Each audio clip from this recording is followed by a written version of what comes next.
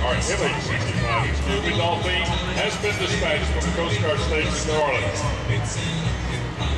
With all the GPS coordinates to guide them and an estimate, the aircraft proceeds at high speed to the sinking ship.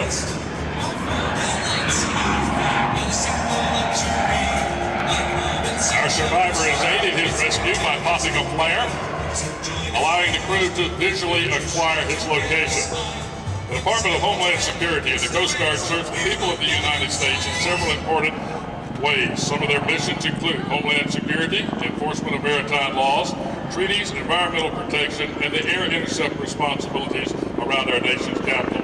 However, the most valuable and most pivotal component is the ability to search and rescue and save lives and property at sea with the search and rescue or SAR capability.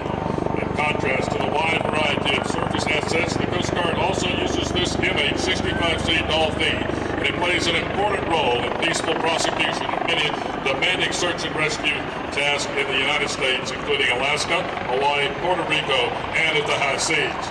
Other Coast Guard aircraft included the HC-130H and the J models and the UH-25 Guardian jet, along with the H-860 Jayhawk helicopter.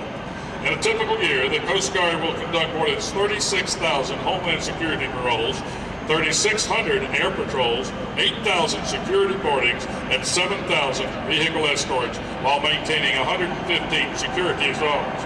The Coast Guard will be also non-documented immigrants, conducting over 3,400 fisheries and law enforcement boardings, and seize over 150 pounds of cocaine and marijuana. The wholesale value of these drugs that are seized are in excess of $4.8 billion.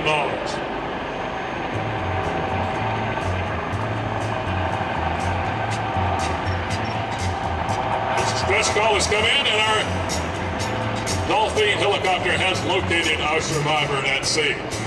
At this point, the rescue swimmer on board the aircraft will be deployed from the aircraft on the rescue hoist.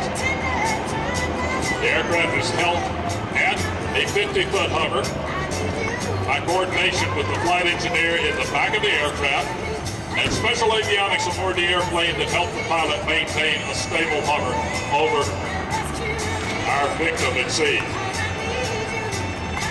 The H-865 has many different ways to rescue a person at sea. If the person is capable of self-rescue, they simply lower the basket. Our pilot or mariner climbs in and is hoisted into the aircraft. But in our situation here today, our victim